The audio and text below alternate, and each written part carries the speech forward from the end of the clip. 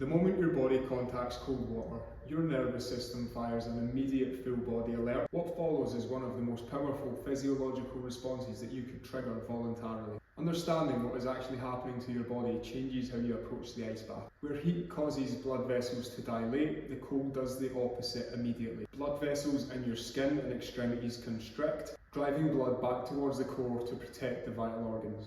A process called vasoconstriction. This is the body's cold shock response. Your hands and feet go first because your body's priority is to protect the heart, the lungs and the brain. On first contact with the cold water, most people experience the initial cold shock response, an involuntary gasp, rapid breathing and a spike in heart rate and blood pressure. This is a survival reflex driven by the sympathetic nervous system. It's also why controlled breathing both before and during matters. Your breathing dictates how quickly you move from this initial cold response into a calm state that follows. Cold exposure causes a significant release of norepinephrine, a hormone and neurotransmitter that drives alertness, focus and mood. Research shows that even a brief cold water immersion can increase norepinephrine levels by 200 to 300%. This is the primary driver of the sharp mental clarity that most people feel after an ice bath. It's also why regular cold water exposure has a measurable effect on low mood and depression. Unlike the sharp norepinephrine spike, dopamine rises more gradually and remains elevated for a sustained period afterwards. Studies have reported dopamine increases of up to 250% above baseline, lasting for several hours. This is different from the dopamine hit that you get from food or a phone screen. It is a slow, clean elevation. And that's why regular cold water users report a sense of sustained well-being rather than a brief spike and crash.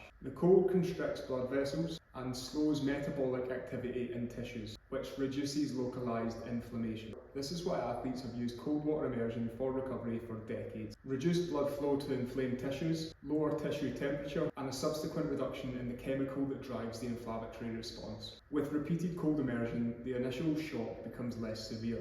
Breathing stays more controlled, the heart rate spikes less, and the calm state is reached much faster. Your nervous system learns that the cold is not a lethal threat, and it becomes a stimulus that the body knows how to handle. People who train regularly in cold immersion report better stress regulation in daily life, faster recovery from emotional disruption, and a higher baseline of resilience. I find contrast therapy absolutely fascinating, so I'm putting these videos together every day to help educate you on what contrast therapy can do for you.